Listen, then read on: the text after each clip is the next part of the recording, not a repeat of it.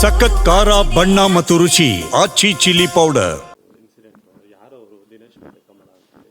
ದಿನೇಶ್ ಕಮಲಾ ಅಂತ ನಾವೊಂದು 25 ದಿವಸದಿಂದ ಅವ್ರನ್ನ ಕೆಲಸಕ್ಕೆ ಸೇರಿಸ್ಕೊಂಡಿದ್ದೀವಿ. ಇದು 9 ಮಂತ್ಸಿಂದ ಒಂದು ಮನೆ ನಮ್ಮದು ರಿನೋವೇಷನ್ ನಡೀತಿತ್ತು. ಸೊ ಆಗ ಎಲ್ಲ ಎಲೆಕ್ಟ್ರಿಷಿಯನ್ಸು, ಪೇಂಟರ್ಸು, ಸುಮಾರು ನಾನಾ ಕೆಲಸಗಳಿಗೆ ಬರೋರು, ಹೋಗ್ತಾ ಇರೋರು. ಸೊ ಅದು ನಡೆ ಮಧ್ಯೆ ಒಂದು 7 ತಿಂಗಳ ಹಿಂದಗಡೆ ವಿಕಾಸು ಅವನ ಹೆಂಡತಿ ಇಬ್ಬರೂ ನೇಪಾಳೀಸ್, ಒಬ್ಬ ರಮೇಶ್ ಲಕ್ಷ್ಮಣ್ ಅಂತ ಇದ್ದಾನೆ, ಅವನು ಬಂದು ಸೇರಿಸ್ದ. ಅವಾಗ ಆಧಾರ್ ಕಾರ್ಡು ಇದೆಲ್ಲ ಕೊಟ್ಟಿದ್ರು.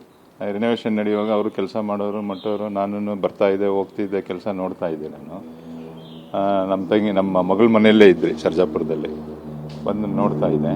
ಸೊ ಅವರು ಪ್ರಾಂಪ್ಟಾಗೆ ಕೆಲಸ ಮಾಡ್ತಾ ಇದ್ರು. ಆಮೇಲೆ ಮನೆ ಪೂಜೆ ಎಲ್ಲ ಮಾಡಿ ಈಗ ಒಂದು 2-3 ಮಂತ್ಸ್ ಆಯಿತು. ಪೂಜೆ ಮಾಡಿ ಕೂಡ ಒಂದು 2 ತಿಂಗಳು ಇದ್ದರು ಅವರು. ಇದ್ದಾದ್ಮೇಲೆ ಸಡನ್ನಾಗಿ ನಾವು ಊರಿಗೆ ಹೋಗ್ಬೇಕು, ನಾವು ಕೆಲಸ ಬಿಡ್ತಿದ್ದೀರಿ ಅಂತ ಹೇಳಿದಾಗ ನಮಗೂ ಕೈಕಾಲು ಓಡಾಡಲ್ವಲ್ಲ, ದೊಡ್ಡ ಮನೆ ಇದು. ನಮ್ಮ ಸೊಸೆ ಬೇರೆ ಪ್ರೆಗ್ನೆಂಟ್ ಆಗಿದ್ಲು. ಸೊ ಕೆಲಸದವ್ರು ಯಾರನ್ನ ಬೇಕಮ್ಮ, ನಮಗೆ ಯಾರನ್ನ ಬಿಟ್ಬಿಟ್ಟು ನೀವು ಹೋಗ್ರಿ ಅಂತ ಹೇಳಿದ್ರಿ ನಾವು.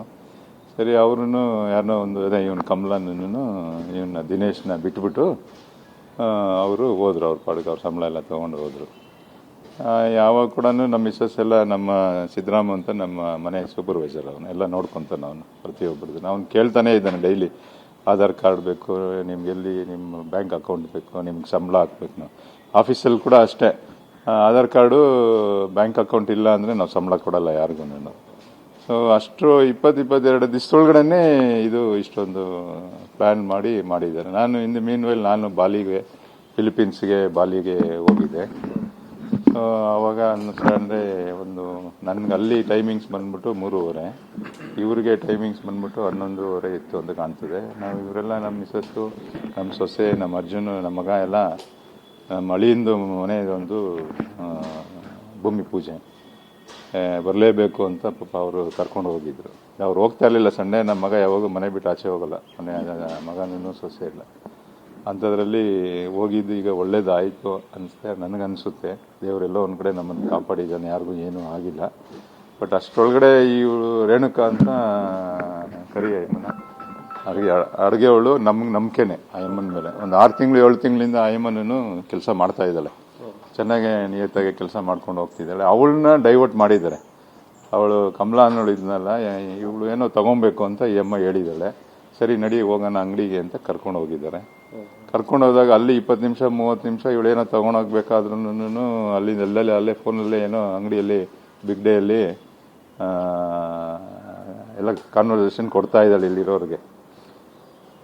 ಕರ್ಕೊಂಡು ಹೋಗಿದ ತಕ್ಷಣ ಅವರು ಎಂಟ್ರಿ ಆಗವ್ರು. ಎಂಟ್ರಿ ಆಗ ಮುಂದೆ ಅವನು ದಿನೇಶನ್ನು ಹೋಗಿ ಹಿಂದೆಗಡೆ ಎಲ್ಲ ಪವರ್ ಆಫ್ ಮಾಡಿದ್ದಾನೆ, UPS ಆಫ್ ಮಾಡಿದ್ದಾನೆ, ಆಮೇಲೆ ವೈಫೈ ಆಫ್ ಮಾಡಿದ್ದಾನೆ. ಎಲ್ಲ ಆಫ್ ಮಾಡಿದಾದ್ಮೇಲೆ ಅದೇ ಲಾಸ್ಟ್ ಆಫ್ ಮಾಡಾದ್ಮೇಲೆ CCTV ಎಲ್ಲ ಬಂದಾಗ್ಬಿಡುತ್ತೆ. ಅಷ್ಟೊತ್ತಿಗೆ ಅವಳು ಅಲ್ಲಿಂದ ಕೊಟ್ಟಿದ್ದಾಳೆ. ಎಲ್ಲ ಗಡಾರಿ ಸಿಕ್ಕಾಬಿಡ ಸಾಮಾನುಗಳೆಲ್ಲ ಅವೆಲ್ಲ ಅಲ್ಲ, ಸಾಮಾನುಗಳು ಪೊಲೀಸ್ ಸ್ಟೇಷನ್ ತೊಗೊಂಡೋಗ. ಅದು ಫೋಟೋನೇ ಇಲ್ವ ನಮ್ಮ ಹತ್ರ? ಫೋಟೋಗಳು ತೊಗೊಂಡೋಗ. ಸೊ ಈ ಥರ ಆಗಿ ಎಲ್ಲ ಒಂದು 30-40 ಮಿನಿಟ್ಸಲ್ಲಿ ಎಷ್ಟು ಜನ ಬಂದಿದ್ದಾರೆ? ಸುಮಾರು 5 ಜನ ಅಂತ ಮಾಹಿತಿ ನನಗೆ. 5 ಜನ. ಏನೇನು ಹೋಗಿದೆ ಸರ್ ಮನೆಯಲ್ಲಿ? ಎಷ್ಟು ವರ್ತ್ ಇದೆ? ಎಲ್ಲ ಸ್ಟೇಟ್ಮೆಂಟ್ ಕೊಟ್ಟಿದ್ದೀರಿ. ವರ್ತು 18 crores ಅಷ್ಟು.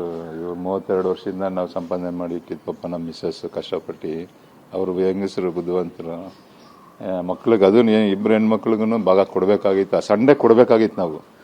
ಆ ಸಂಡೇನೇ ಭಾಗ ಮಾಡಬೇಡ, ಅವ್ರದ್ದು ಲಾಕರ್ ಇಲ್ಲ ಮಮ್ಮಿ ಇಲ್ಲೇ ಇರಲಿ ಅಂತ ಹೇಳಿ, ಈ ಲಾಕರ್ನ ಯಾರು ಹೊಡಿತಾರೆ ಅನ್ನೋದು ಒಂದು ನಂಬಿಕೆ. ಆಮೇಲೆ ಇಲ್ಲಿ ಯಾರು ಅಂಥವ್ರು ಬರಲ್ವಲ್ಲ ಅನ್ನೋದೊಂದು ನಂಬಿಕೆ ಮೇಲೆ ನಾವು ಸುಮ್ಮನೆ ಆಗಿದ್ವು. ಸೊ ಸಂಡೇ ಇದ್ದಿದ್ರು ಅವ್ರಿಗೆ ಐಫೋನ್ ಕೂಡ 2 ಇತ್ತು. ನಮ್ಮ ಮಗ ಇಬ್ಬರಿಗೂ ಹೆಣ್ಮಕ್ಳಿಗೆ ಕೊಡೋಕ್ಕೆ, ಸೊಸೆಗೊಂದು ಹೆಣ್ಮಗು ಕೊಡೋಕೆ ಕೂಡ ಅವನು ತೆಗೆದು ಇಟ್ಟಿದ್ದ, ಸರ್ಪ್ರೈಸಾಗಿ ಕೊಡಬೇಕು ಅಂತ. ಅದನ್ನು ಎತ್ಬಿಟ್ಟಿದ್ದಾರೆ.